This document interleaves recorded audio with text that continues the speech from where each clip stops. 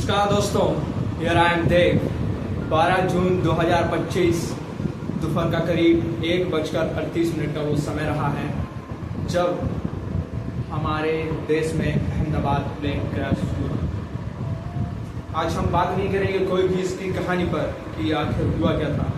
आज हम बात करेंगे कि टेक्निकल फेलियर्स और वो कंपनियां क्या कर रही हैं आखिर, जो एक प्लेन हमारे देश में बेच रही हैं और हमारे देश के काफ़ी बड़े बड़े बिजनेसमैन इसे खरीद रहे हैं। दोस्तों, अहमदाबाद प्लेन क्रैश बहुत बड़ा क्रैश था और एक बहुत हॉरिबल इंसिडेंस रहा है हमारे इंडिया के लिए।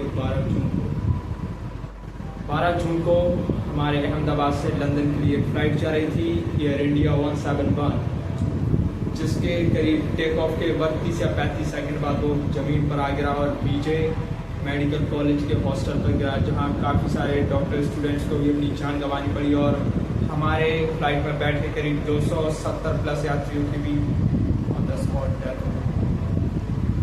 हमारे काफ़ी एक्सपीरियंस 2 पायलट रहे हैं जिनके पास करीब 8,200 घंटे विमान उड़ान की एक्सपीरियंस था और एक हमारे को पायलट के पास 2100 घंटे हवाई उड़ान भरने का एक्सपीरियंस था।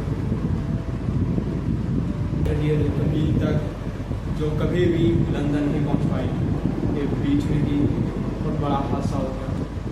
इस हादसे के पीछे कारण क्या है हमें ये जानना है, न ही हमें कहानियाँ सुनना। दोस्तों, आज मैं गवर्नमेंट ऑफ इंडिया से अपील करूँगा कि आखिर हमारे देश में एविएशन कंपनी है, सिविल एविएशन है, DCGA है, तो उनसे पूछना चाहिए कि ये फेलियर्स क्यों हुए। अगर फेलियर्स नहीं हुए हैं तो उसमें गलती किसकी थी, या तो फ्यूल कंटेमिनेशन, या फिर यहाँ पे इंजीनियर्स जो काम करते हैं उनकी गलती रही है, या फिर कंपनी जो हमें ये विमान बेचती है बोइंग, उसकी गलती किसकी है, इसका जवाब हमें जरूर चाहिए, क्योंकि हम आम जनता की कीमत लगता है ये कंपनियाँ समझती नहीं हैं। आज वो इतना बड़ा प्लेन क्रैश हुआ है एविएशन कंपनी का हमारे इंडिया में, इससे पूरे देश में बहुत शोक था, लेकिन ये खबरें सिर्फ 10 दिन तक अखबार में दिखाई गई और 10 दिन तक टीवी पर दिखाई गई। इसके बाद ये खबरें वहाँ से बैनिश हो गई। क्यों नहीं चाहती सरकारें जवाब देना कि इसके पीछे का रीज़न क्या है। मतलब आज ये 12 जून को ये इंसिडेंट्स हुआ था, तो फ्यूचर में मैं गारंटी दे सकता हूँ ऐसे हजारों इंसिडेंट्स होंगे जहाँ पर इंसान अपनी प्लेन क्रैश से जान गंवाएंगे। क्यों, हमें जवाब चाहिए इस एयरप्लेन क्रैश का। अगर इसमें टेक्निकल फेलियर्स थे तो क्यों हुए। इतनी बड़ी बोइंग कंपनी जो चलाती है इन सभी चीज़ों को, उसके इंजीनियर्स क्या कर रहे थे।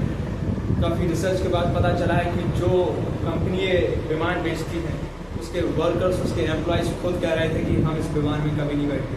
कहा जा रहा था कि इस विमान जब ये विमान को बनाया जाता है, जब प्लेन्स को बनाया जाता है, तब इसमें रॉ मटेरियल्स अंदर ही छोड़ दिया जाता है, उसमें बाहर नहीं निकाला जाता और काफ़ी मेटल्स के टुकड़े भी वहीं पर पड़े रहते हैं। और एक एक्सपर्ट का कहना है कि अगर कुछ भी टेक्निकल इश्यूज आते हैं और फेलियर्स फ्लाइट में देखने को मिलेंगे तो वो करीब 10 या 12 साल बाद मिलेंगे। और ये जो फ्लाइट जिसकी क्रैश हुआ है फ्लाइट, उससे करीब 10 और 12 साल हो गए थे इंडिया में। दोस्तों, ये कोई मामूली हादसा नहीं था।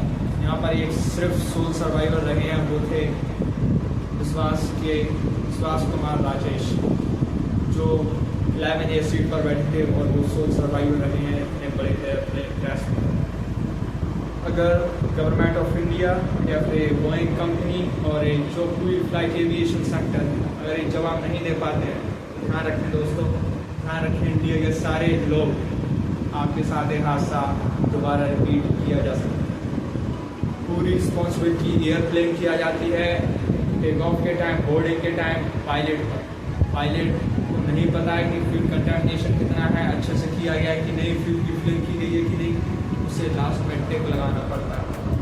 तो ना ही आज हमारे सामने, ना ही हमारे साथ वो पायलट मौजूद हैं जो इसका खुलासा कर सकें, और ये कंपनियाँ पूरा ब्लेम रख देंगी हमारे कैटर्स पर कि उन्हें प्लेन सही से उड़ाने नहीं पाया और काफ़ी एरर आ गए वहाँ, और सीधा एक कंपनी इंश्योरेंस क्लेम कर सकती हैं बड़े आसानी से पायलट ना हो। अगर दोस्तों, अगर ये आज क्लेम हो जाएगा, इंश्योरेंस लोगों को मिल जाएगा, 1 करोड़ रुपया देकर, अगर कंपनी कहती है कि हम आपके दुख को समझते हैं, तो आप दुख को समझ नहीं रहे, आप इस दुख को फिर से बढ़ावा दे रहे हैं दोबारा करने के लिए पैसे से। अगर आपकी कीमत सिर्फ 1 करोड़ है, ऐसा कभी नहीं कि एक इंसान की कीमत करोड़ों या रुपयों से नहीं नापी जा सकती। आज मैं यहाँ पर इसीलिए खड़ा हूँ क्योंकि we need justice, we need what is the real truth behind this incidents. We don't want any excuse, we don't want any media. आज हमें कोई भी मीडिया की ज़रूरत नहीं है। Today we need only one thing, justice, the real truth behind this horrible incidents. कोई मामूली इंसिडेंट्स नहीं हुआ है और ये हमारे इंडिया में हुआ। अगर ब्लैक बॉक्स मिला है तो उसकी रिसर्च के बाद 30 दिन के बाद बिल्कुल रिपोर्ट आपके सामने आ जाएगी। तो रिपोर्ट आपको मिलना चाहिए 12 जुलाई 2025 तक। आप सभी इस चीज़ के हकदार हैं। जनता पूरा सवाल कर सकती है गवर्नमेंट से, बोइंग कंपनी से कि आखिर हुआ क्या था। और यहाँ पे इंजीनियर्स की गलती है, मैन्युफैक्चरिंग में कमी है, टेक्निकल इश्यूज़ हैं, फ्यूल में कमी है। अगर ज़्यादा लोड कर दिया गया है एयरप्लेन पर टेक ऑफ के टाइम, फ्लैप्स क्यों काम नहीं किए, क्यों ये सारी चीज़ें एयरप्लेन में कमी क्यों थी, क्यों वही एयरप्लेन जब 1 घंटे पहले उसमें एक शख्स बैठा था, उसने वीडियो डाली कि इसके फंक्शन काम नहीं कर रहे हैं, इसमें AC नहीं चल रहा है, तो आप इतना पैसा जनता से कैसे ले सकते हो एक सिर्फ सीट का? इसका जवाब चाहता हूँ आज मैं आया हूँ दे।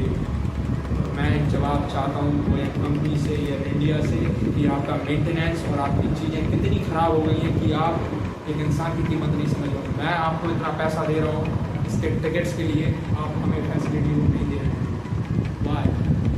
Today on your on question to all the industries, to all the aviation company, to the India government, to all the aviation sector, why this here in Ahmedabad plane crash? What happened? After the takeoff of 30 seconds, the airplane crashes. Why?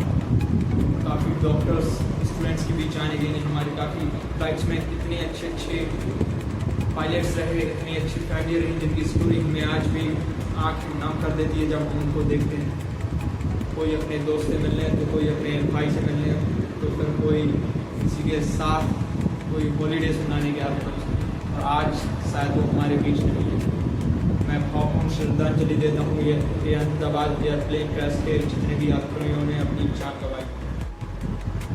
और इस भावपूर्ण श्रद्धांजलि के पीछे दोस्तों काफ़ी सारा हमें दुख है, लेकिन आज मैं फिर से यही कहूँगा कि ये आवाज़ तब तक बंद नहीं होगी जब तक we are in the world, जब तक हम जैसे इंसान इस देश में है, देश को कुछ नहीं होने देंगे। और हम इन कंपनियों से जवाब जरूर लेंगे कि आखिर हुआ क्या था 12 जून 2025।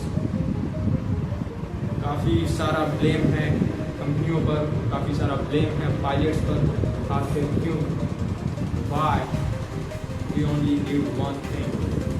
The question arises, why this happened? What was the technical issues in the Dreamliner's plane 747 Air India 171? Why? काफ़ी एक्सपर्ट्स ने काफ़ी सारी थ्योरी बताई, काफ़ी कैप्टन्स ने अपनी चीज़ें बताई, लेकिन आखिर ऐसा हुआ। अगर आज ये हो गया है और आज आप खबरें हटा देंगे, इन सभी चीज़ों को दबा देंगे, इस केस को भी दबा देंगे, तो ध्यान रखें दोस्तों, आप पूरी जनता इस देश में रहने की, आप सारे लोग जिम्मेदार हो गए अगले एयरप्लेन क्रैश के लिए। फिर आप ना ही गवर्नमेंट को ब्लेम कर सकते, ना ही किसी एविएशन कंपनी को, ना ही आप DCGA को। क्यों? क्योंकि आपने उस टाइम शायद आवाज़ नहीं उठाई। तो आज फिर से हैशटैग के साथ शुरू करते हैं, hashtag Air India we need justice. Company से जस्टिस चाहिए, कंपनी में जो अभी रिसर्च चल रही है उससे हमें 30 दिन के बाद रिपोर्ट चाहिए, और हमें जवाब चाहिए आखिर हुआ क्या। और ऐसी घटना कभी भी एयर इंडिया के द्वारा या किसी भी कंपनी, एविएशन कंपनी के द्वारा रिपीट ना हो, यही इन लोगों से अपील। Please try to understand this incident, this type of incident will be happen in future. इस ट्रेजेडी के लिए हम सभी काफ़ी दुखी हैं और काफ़ी बुरा लगा जब मैंने इस खबर को सुना। और आज मैं वीडियो इसलिए बना रहा हूँ दोस्तों क्योंकि ये मेरी गलती नहीं, ये आपकी गलती। इसमें गलती है तो हम और आप जैसे इंसान को नहीं सकते। और ये वीडियो बनाने का मकसद भी यही है कि हमारी आवाज़ को दबाया ना जाए, और ये आवाज़ तब तक नहीं दबेगी जब तक हमें justice till then stay connected with us. तब तक के लिए जय हिंद, जय भारत, वंदे मातरम।